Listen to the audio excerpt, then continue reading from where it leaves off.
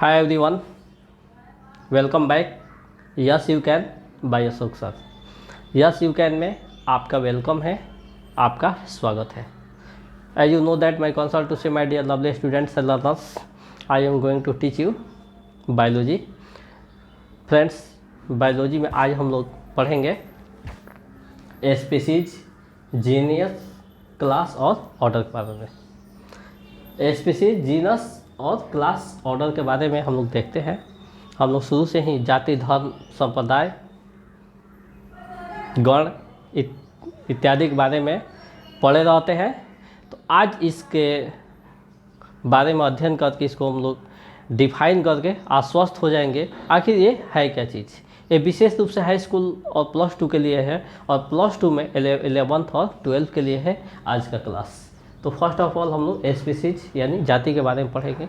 आखिर जाति क्या है, व्हाट इज स्पीसीज. तो देखते हैं. एक समान लक्षण वाले जीवों का वह समूह, एक समान लक्षण वाले जीवों का वह समूह जो अंतर्जनन की क्रिया में सहायक होती है वो जाति कहलाती है. एक समान जीवों के लक्षण वाला वह समूह जो अंतर्जनन की क्रिया में सहायक होता है जाति कहलाता है. क्लियर. अब देखेंगे आगे. उच्च श्रेणी के जंतु और पौधों के एक वंश के सभी जीवों में विशेष चारित्रिक लक्षण पाए जाते हैं. इसको आप लोग पैराग्राफ चेंज करके लिख सकते हैं, इसलिए इसको ब्लैक कलर से लिखा गया है. तो इसको हम लोग जाति है ना यहाँ से लिखना शुरू करेंगे यानी निचले लाइन से. क्लियर.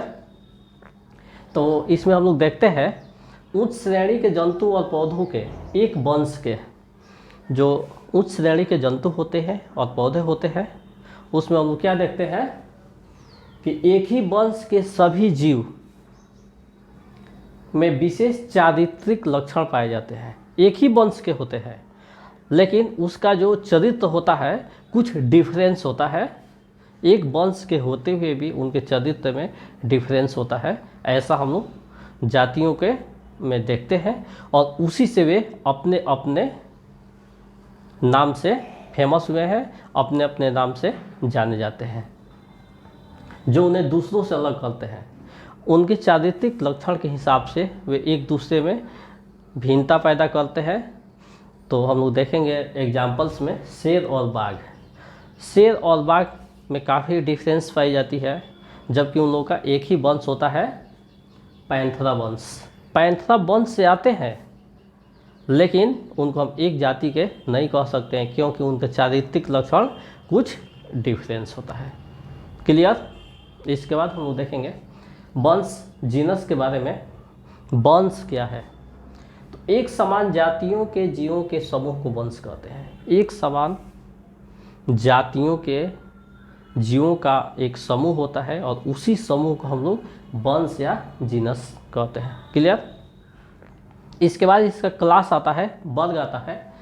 तो वर्ग किसे कहते हैं? तो एक समान लक्षण वाले गणों के समूह को वर्ग कहते हैं. एक समान लक्षण वाले गणों के समूह को वर्ग कहते हैं. अब आप लोग पूछिएगा गण क्या है. तो आइए गण के बारे में देखते हैं. गण यानी ऑर्डर, ऐसे कुल का समूह जो कुछ लक्षण में एक दूसरे में समानता दर्शाते हैं. ऐसे कुलों का समूह, ऐसे कुलों का समूह जो कुछ लक्षण में 100% नहीं, कुछ परसेंट लक्षण में एक दूसरे से समानता दर्शाते हैं. जैसे ए और डी है तो इसमें का कुछ क्वालिटी ए का कुछ डी का क्वालिटी एक दूसरे में इक्वल होता है, मिलता जुलता है. ठीक है. समानता दर्शाते हैं. उन्हीं को हम लोग क्या कहते हैं? गण कहते हैं. पैराग्राफ चेंज करके आप लोग यहाँ से लिखिएगा, गण लिखें वहाँ से सेकेंड लाइन में. यह लक्षण किसी कुल में सम्मिलित वंशों की तुलना में कहीं एक समान तो कहीं कम होती है. और यह लक्षण अलग अलग वंशों में, अलग अलग कुलों में कहीं एक समान होती है यानी 100% होती है, तो कहीं कुछ परसेंटेज होती है. ठीक है, तो इस प्रकार से आज आप लोगों का कन्फ्यूजन दूर हो गया जाति, वंश, वर्ग और गण को लेकर। तो इसको देखते रहिए, पढ़ते रहिए और अपने विभिन्न ग्रुप्स में इसको शेयर कीजिए ताकि वे बच्चे भी घर बैठे पढ़ाई का आनंद ले सकें।